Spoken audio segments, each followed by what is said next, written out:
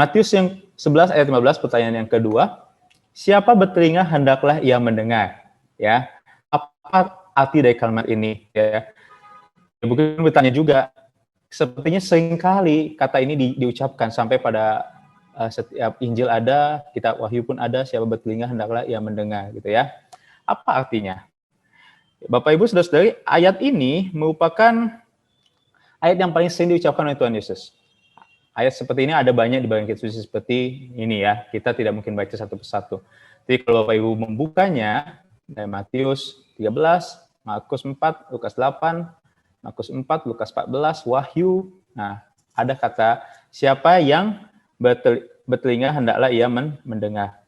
Ya. Proses mendengar adalah hal yang penting. Ini yang mau disampaikan. Ya.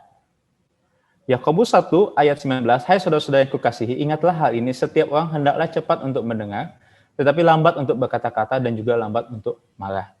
Hendaklah kita belajar untuk cepat untuk mendengar. Mengapa? Karena ini adalah ciri seorang murid. Ya.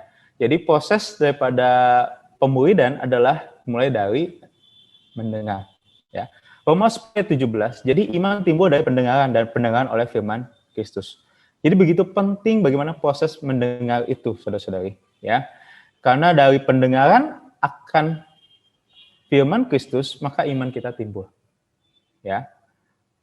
Banyaknya ayat-ayat seperti ini menunjukkan bahwa mendengar firman Tuhan bukanlah hal yang mudah, ya. Kata yang siapa bertelinga hendaklah yang benar itu adalah juga suatu kebiasaan rabi pada waktu itu dalam menyimpulkan selesai mengajar, begitu ya.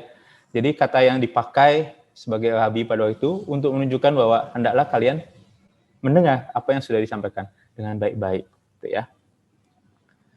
Ada banyak hal yang menjadi halangan untuk kita dapat belajar mendengar, ya.